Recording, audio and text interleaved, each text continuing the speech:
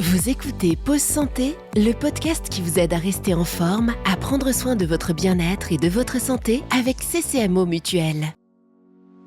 Bonjour à tous et bienvenue dans Pause Santé, le podcast CCMO Mutuelle dédié à votre bien-être et à votre santé. Aujourd'hui, nous allons aborder le sujet des cancers masculins. Pour en parler, nous sommes avec le docteur Heider Tariq, spécialiste en chirurgie urologique au centre hospitalier de Beauvais, dans l'Oise. Le docteur Tariq va nous éclairer sur ce sujet afin de mieux vous sensibiliser sur la santé masculine.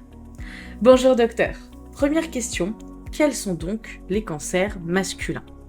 Les cancers masculins sont représentés de manière spécifique par les cancers touchant la prostate, le pénis et les testicules. Et quels sont les hommes concernés ? Les cancers masculins de manière générale, en ordre de fréquence, touchent les hommes à partir de 50 ans. Pour les cancers de pénis, c'est beaucoup plus fréquent à partir de 75 ans, mais cela n'exclut pas l'apparition de ce type de cancer chez la population jeune. Et les cancers du testicule, quant à eux, touchent une population beaucoup plus jeune, à la fin de l'adolescence jusqu'à 30-35 ans. Pouvez-vous nous en dire plus sur les facteurs de risque concernant les cancers masculins ? Les facteurs de risque du cancer de la prostate, c'est l'âge déjà, pour toute la population qui a plus de 50 ans. Il y a une particularité pour la population afro-antillaise. À noter que dans les Antilles françaises, on a 2 fois plus de cas de cancer de prostate qu'en France métropolitaine. Il y a les facteurs génétiques, mais il y a aussi l'exposition à certains pesticides comme la chlordécone qui a été utilisé pendant des années dans l'agriculture dans les Antilles françaises. Pour ce qui est du cancer du testicule, il y a un syndrome, ce qu'on appelle le syndrome dysgénésique. Donc c'est l'association de quelques critères, par exemple l'hypofertilité ou l'infertilité, l'hypospadias qui est une malformation urétrale, ou la cryptorchidie, autrement dit les testicules qui ne sont jamais descendus et qui n'ont pas été détectés. Pour ce qui est du cancer de la verge, c'est essentiellement les phimosis, c'est-à-dire les prépuces très étroits qui empêchent un décalotage naturel et qui se fait de manière plus simple, un défaut d'hygiène.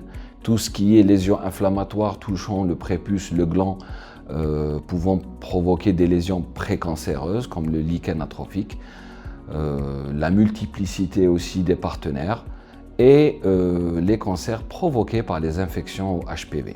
Et existe-t-il des dépistages pour ces cancers ?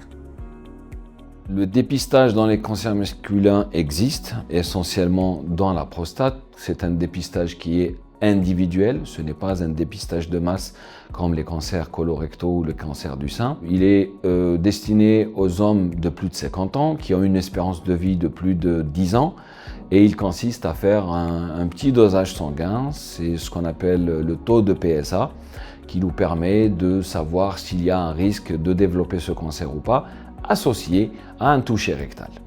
Parlons chiffres. Pouvez-vous nous en donner quelques-uns de significatifs, docteur ?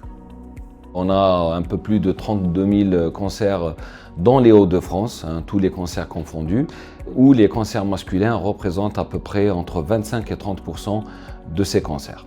La mortalité du cancer de la prostate a baissé grâce à ce dépistage, mais aussi grâce au développement de la prise en charge des cancers de la prostate métastatiques.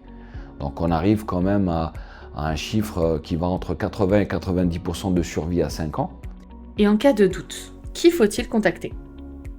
En cas de doute, il faut tout simplement aller voir son médecin généraliste, qui est la pierre angulaire du début de ce dépistage. Pas mal de médecins généralistes font déjà le travail. Souvent, on reçoit des patients qui viennent déjà avec leur prise de sang, un PSA élevé. Ils ont déjà entamé les démarches en demandant une IRM prostatique, qui est aujourd'hui un examen clé dans le diagnostic de cancer de la prostate. Et ensuite, si toutefois l'accès est difficile, on peut toujours s'orienter vers le médecin urologue. Eh bien, merci, docteur Tariq. N'hésitez pas à échanger avec votre médecin traitant si vous avez le moindre doute. Il est le premier maillon dans le parcours de dépistage. Merci de nous avoir écoutés. Prenez soin de vous au quotidien. On se retrouve très vite pour un nouvel épisode. Ce programme vous a été présenté par CCMO Mutuelle, acteur santé citoyen. N'oubliez pas, ces conseils prévention ne remplacent pas l'avis de votre médecin.